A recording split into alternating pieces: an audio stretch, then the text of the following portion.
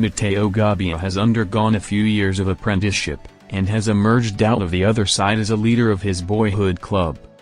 La Gazzetta dello Sport speak of Gabbia as being Luka Modric's spiritual assistant, 14 years younger. He plays behind the Croatian, holds an Italian passport in a dressing room where 77% of his teammates are foreign nationals, and is taking charge of his beloved Milan, along with Bardesaghi and Torriani. Gabbia is one of the few sons of Asmara, i.e., products of the youth academy at Milan who end up graduating to the senior squad.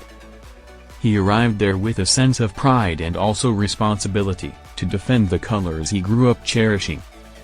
Mentality. One of the most iconic images of Gabbia is next to Rafael Leao after the Portuguese's second goal against Fiorentina. The winger is wild with joy and begins to take off his shirt. Matteo is equally happy but even more aware, stopping him from getting a yellow card. Mission accomplished. Gabbia is studying Modric, yes, but it wasn't Luka who directed him. He will be an example for further improvement, but Matteo has always been a wise young man. You can be a senator even at 26, and it is quite strange to think he is the same age as Leao, the player he helped in that moment. Gabbia's mental makeup is like that, and you have to be born with it, at least to a certain extent. Last season, during Milan's disastrous campaign, the club repeatedly decided to send Gabbia up in front of the cameras to assess often negative results. Why? They already knew that Matteo would be balanced, would not fuel controversy, and would expertly handle the most uncomfortable questions. Most importantly, he would make an appeal about that sense of belonging that seemed to have been forgotten. This year, Gabbia finds himself at the heart of a defense that has conceded 7 goals in 12 games so far across the league and the Coppa Italia, 2 of which were penalties.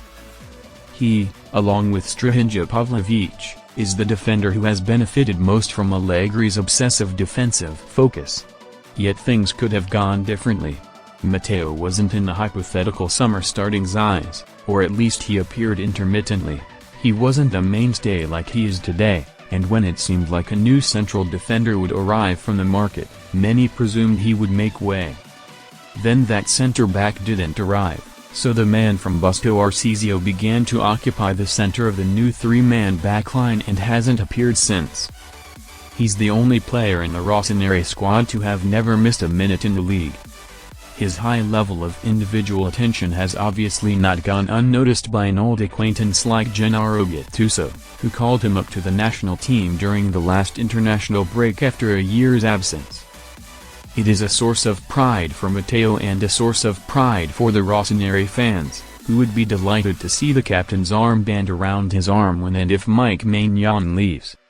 Gabbia, unlike Mike, isn't worried about his contract. A year ago he renewed his contract until 2029. Photo by Charles McQuillan/Getty Images. Sliding doors moment. And to think that as a boy he played in midfield, a path easily reflected in the precision of his passes. Filippo Galli, then head of AC Milan's youth academy, revealed some background on Gabbia in a recent interview. "We had to convince him to drop back into defense, and Matteo didn't take it very well. Every now and then he'd get angry and make 50-meter passes to let us know he wasn't satisfied. He had the characteristics we were looking for in the defenders of the future," he said. Even back then, we wanted to develop a style of play in the youth teams that involved building from the back, therefore with center-backs with well-trained feet and a balanced personality. Matteo was the perfect fit. Matteo truly blossomed after returning from his loan at Villarreal, when he was hastily recalled by the Rossoneri halfway into his year-long loan because of an injury crisis. He hadn't actually been a key player in the yellow jersey, but it was an experience that shaped him and visibly improved.